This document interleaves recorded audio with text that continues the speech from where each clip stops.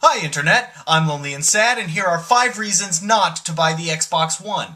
Now, before I start, I'd like to clarify that I've been an Xbox gamer for 10 years. 10 years! I'm a loyal customer if there ever was one. When my first Xbox 360 red-ringed, I didn't complain. I got another one, and another one.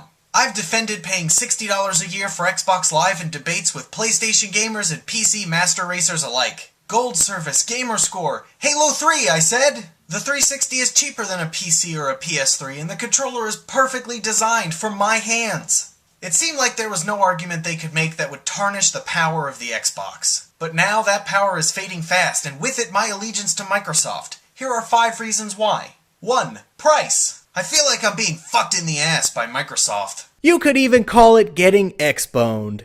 I've had Xbox Live for a decade, and when you take the annual cost, multiply it by 10, that comes out to about $600. As a consumer, I've paid my fair share of cash to Steve Ballmer. Now, this never really frustrated me because I always believed I was paying for superior service, but imagine my anger when I discovered that Sony's online service is only $50 a year, opposed to Microsoft's $60 a year. On top of that, the Xbone will cost $500 at launch, which is $100 more than the PS4, which has better hardware capabilities. Number 2, DRM and always online. You know what I like? Owning stuff. When I buy things, they become mine, and that is cool. So when I buy a product, you can't come into my house and tell me how I'm allowed to use said product. It has passed out of your hands. It is mine.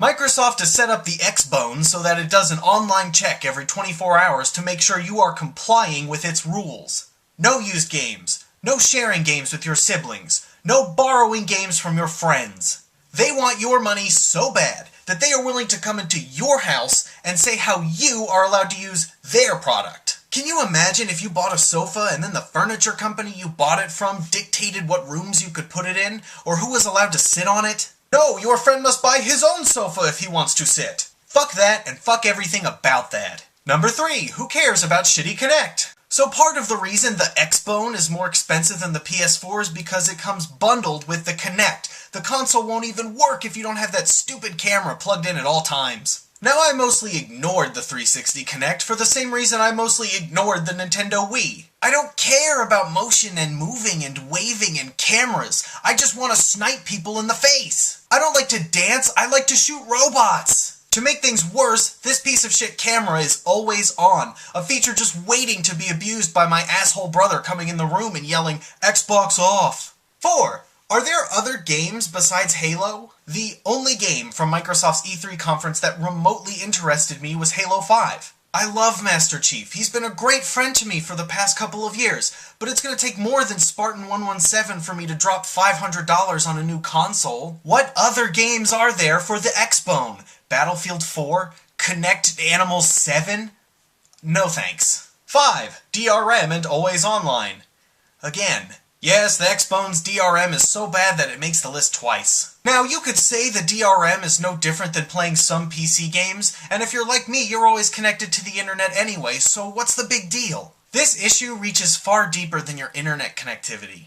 This is a matter of consumer rights. Do I own the product I've paid for, or is someone else still in control of it? This is a matter of integrity.